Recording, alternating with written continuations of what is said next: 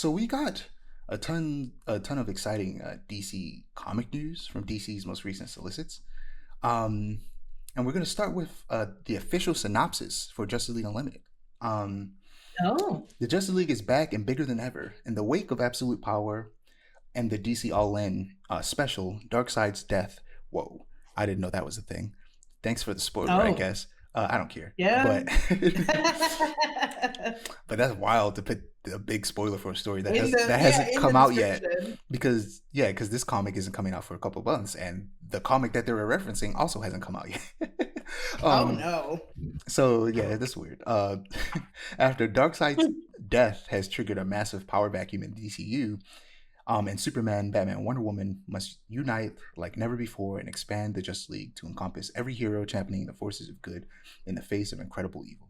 As our heroes work to Mm. uncover the mystery of the Dark Lord's successor, Ray Palmer's Atom Project triggers a race between heroes and villains to control the fate of the metahuman abilities on planet Earth, which threatens to destroy Oh. everything the League has built.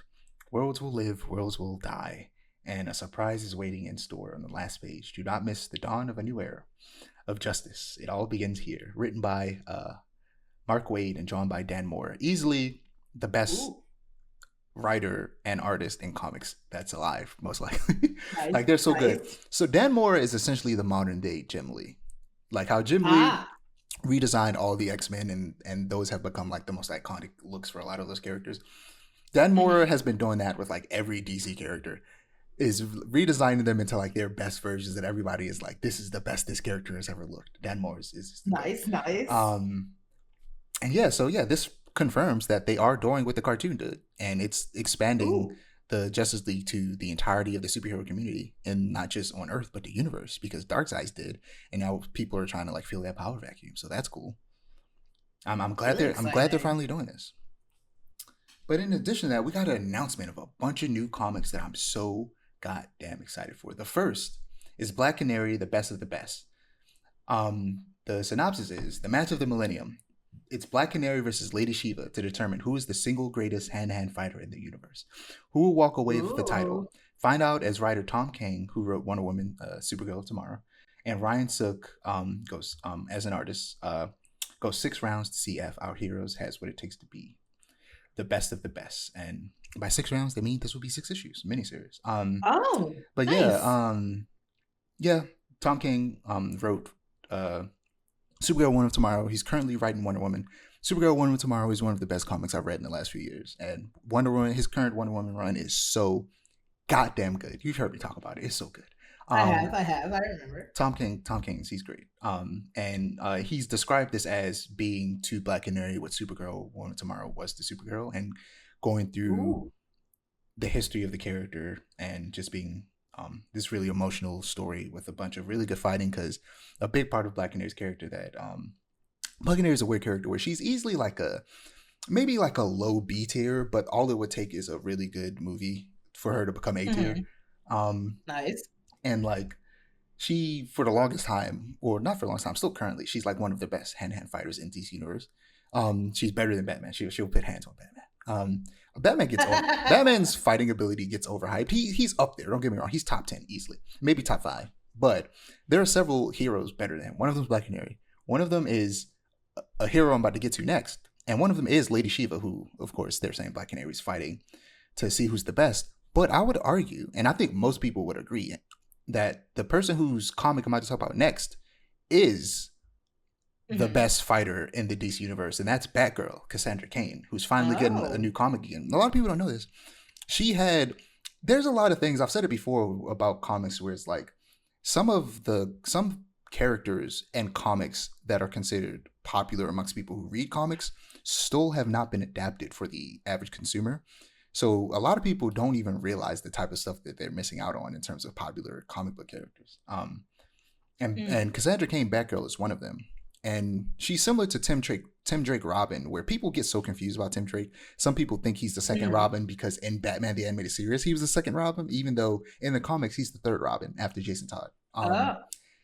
And he had the longest running solo Robin comic, and in the comics he's really the most popular person to hold the mantle of Robin specifically. Got Because you. gone on to become popular beyond Robin, whereas he is the most popular person as Robin. And it's the same thing with Batgirl and Cassandra Cain. She is the most popular Batgirl. She had the longest running Batgirl comic, and now she's getting a new one. Mhm. So hold on to your seats, clutch your pearls, and rejoice in celebration because Cassandra Cain is taking center stage in her first solo Batgirl series in nearly 2 decades. When a deadly group of assassins shows up to kill Cassandra, Lady Shiva comes to the rescue, and they must put their complicated past aside and work together as mother and daughter to ensure they make it out alive. That's right, if you didn't know, Lady Shiva Ooh. is Batgirl's mother. Oh. Unfortunately, things are never as easy as they seem, and Cass must embark on a jaw-dropping martial arts field adventure in her quest for truth and justice and revenge. It's a Batgirl book like never before, so join us as we dive into the psyche of one of Gotham's deadliest fighters while exploring her deep and complex relationship with her mother. Written by Mm. Tate Bromble and art by Takeshi Miyazawa. I'm excited for this. Ooh. Uh, it sounds like it's going to be good. Another martial arts focused one. Yeah, Lady Shiva again involved. Just Lady Shiva's going to be involved in 2 series. Um, Next, we got Black Lightning. Black Lightning is back, and this time it's a family affair. Jefferson Pierce leads the Justice League's new metahuman outreach initiative, helping those with powers before they can cause harm to themselves or others. But everything Oh. changes when it's his own daughter, Anissa Pierce, who comes to him for help. With Thunder's dangerous new powers and the new masters of disaster jeopardizing the coexistence between humans and metas, Black Lightning is on the front lines of a culture war brewing in the suburbs of Metropolis. Oh boy. Black Lightning is interesting because I'm really they could do some really dope stuff with Black Lightning in live action because Black Lightning is from essentially the poor part of Metropolis called like the Oh. nickname is they call it Suicide Slums. That's Exactly. interesting. And they could tell a really interesting story where they in a comic called The Other History of DC Universe, which tells kind of like a version of a bunch of characters of color, DC characters of color stories, as if they were happening in real time, like from the year that they were created up until the day that book came out. Like I think it was like Mm. during the pandemic it came out. Um, so it's a telling story of Black Lightning in the 70s, going through I think actually starts in the 60s, then the 70s, and like the 80s and 90s. Um, Oh wow. and the very last, it starts with Black Lightning. I think the second issue is, I don't remember the order, but it starts with Black Lightning, and then it ends. Mm-hmm. It ends with his daughter Thunder. Um, Oh. and in between that, you get Bumblebee and Mal Duncan. And you get Renee Montoya, and you get Katana. And then at the Ooh. yeah, but the first and last stories are directly connected because you have Black Lightning and then his daughter. Mm-hmm. And in that, they have a moment where he like kind of like talks down to Superman, like Superman, you out here saving the world, but you're not paying attention to Suicide Slums over here in Metropolis. And they could Right. do something real interesting with that in live action. But yeah, I'm excited for Black Lightning comic. Uh, Yeah. and finally, so Black Lightning has 2 daughters, Thunder and Lightning. Thunder has like super strength. Lightning has the same powers as Black Lightning, but I think they're stronger. Or the difference is that Black Lightning is a battery, um, and he absorbs electricity, where she just straight up generates it. And for a long time, her design was ass. If you look up DC Comics Lightning, it's horrible. It's just she just looks like a ball of Okay. lightning, and it's not great. And they finally changed it, and it looks good now. They give her an actual costume instead of Oh, her just being like a naked lightning person. She has a that's costume, good. and now she looks more like have you seen Spectacular Spider-Man? I have. She kind of looks like Electro in that, where like he's wearing a costume, but like his Oh his yeah. his skin is covered in electricity. Mm-hmm. But yeah, except that she can turn it off. But she used to not be able to.